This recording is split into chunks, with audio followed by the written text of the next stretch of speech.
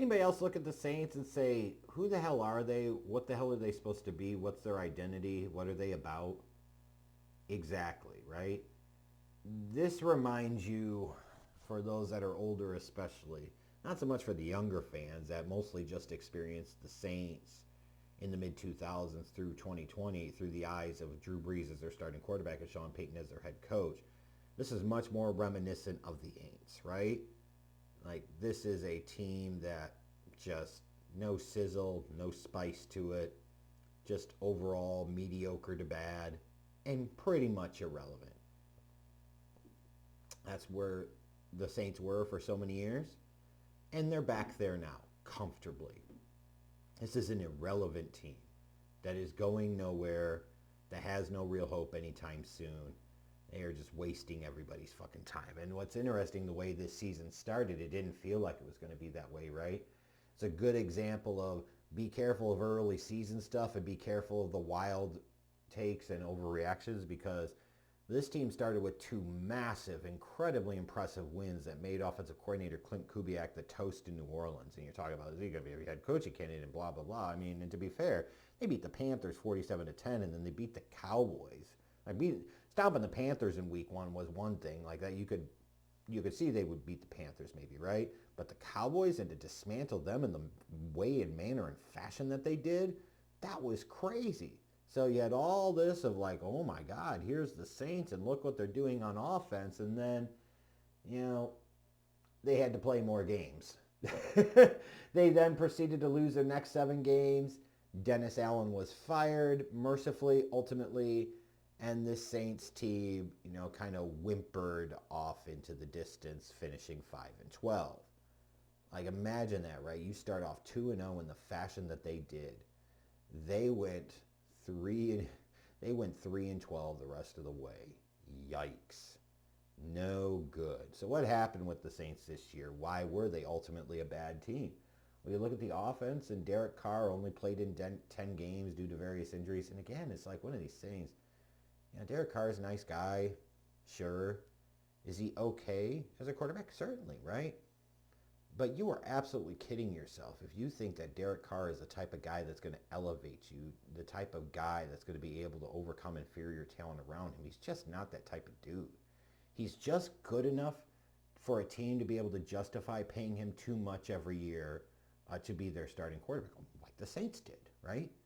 Like, he is not a scrub. He does not suck in the truest sense. But he is not great. He never has been great. He never will be great. And any team that continues to tie themselves to Derek Carr as their long-term starting quarterback, again, they are just fooling themselves. For one reason or another. In this case, like, his play is not great. And oh, by the way, he's missing several games due to injury.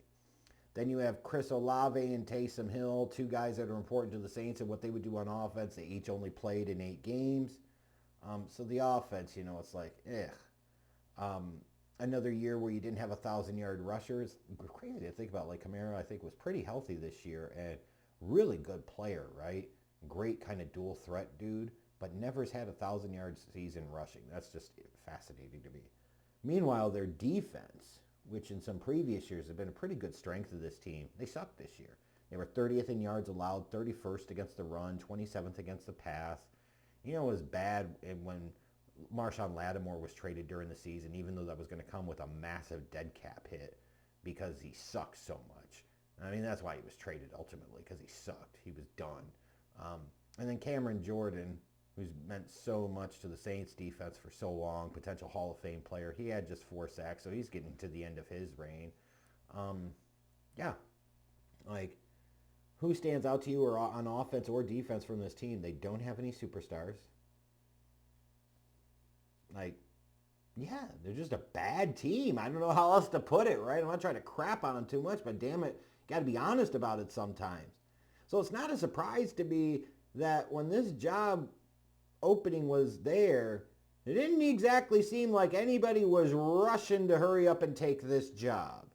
And you had some guys pulling out of the race like Mike McCarthy, where you're like, you'd really expect a Mike McCarthy, like, might be a good fit here, and the Saints would want him, and maybe McCarthy would want this job. Like, he just said, I'm going to pull out. I'm not interested. I'm going to wait a year. Like, that's crazy. But that speaks to me, like, how bad this job was. So, for Kellen Moore to come in and take the reins here, it's like, should he have really have done that? And the answer is probably, just because there's only 32 head coaching opportunities in the NFL.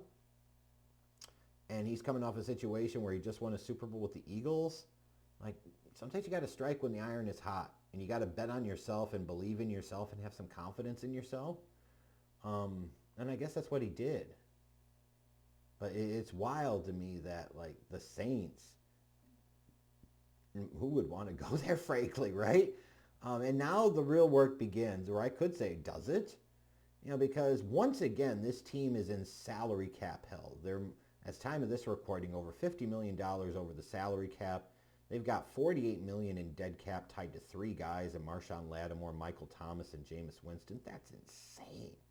What an insane amount of dead cap money for guys that are contributing nothing to you. They've got some notable free agents as well, along with being way over the cap, like Chase Young and Paulson Adebo and Jawan Johnson. And you could say, well, the cap is fugazi, and they can figure a way to work around it. Sometimes, right? But yeah, like the amount of work that you have to do, you keep trying to squeeze the balloon, you keep trying to kick the can down the road. Eventually those chickens, believe me, come home to fucking roost. And where they come home to roost now is that this is a bad team that is aging into being even worse. Which begs the ultimate question to me is, why is Mickey Loomis still the general manager of the New Orleans Saints?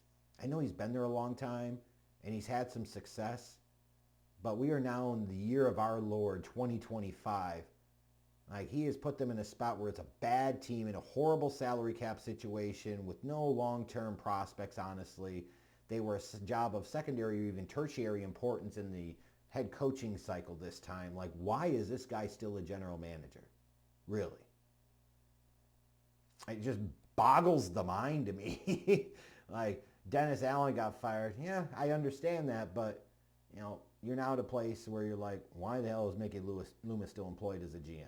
I'm just saying, like, it's crazy to me. In terms of this offseason, like, there is no magic formula here, because even if Derek Carr is healthy, he's not going to be good enough to carry you to the playoffs and do any real damage. Alvin Kamara is not getting any younger, right? He's already played 8 years in the league, which is also crazy to think about. So what do they need to address in the offseason? Well, I think number one is a wide receiver. Because Olave only played half of the year, but even if you bring him back, he's really good, but who else you got? And especially if you don't re-sign Jawan Johnson, who was your top tight end last year, like, you got some real problems there. You need another playmaker on that offense. But honestly, like, this is a team that's invested heavily in the trenches on the offensive side of the ball, to some various results. They need to invest in the trenches on the defensive side of the ball, like more put into drafting edge rushers, especially to either play with or replace Cameron Jordan. They could use somebody on the interior of the defensive line to go along with Brzee. Got to fix those trenches. And then, I look at linebacker. That's another need spot. I think corner is certainly a need spot. It was even if Marshawn Lattimore was still there, but it is especially now that he's gone. Like I said, I'm not trying to be too overly negative here for the Saints, but like, I wouldn't want to be a fan of theirs right now. It's a bad team, going nowhere, no obvious answers or quick fixes. And, like, what else can I say, right? Like, they seem destined for that hell between, like, 6 to 8 wins being their upside and their ceiling. That's a rough and bad place to be for an organization and especially a fan base.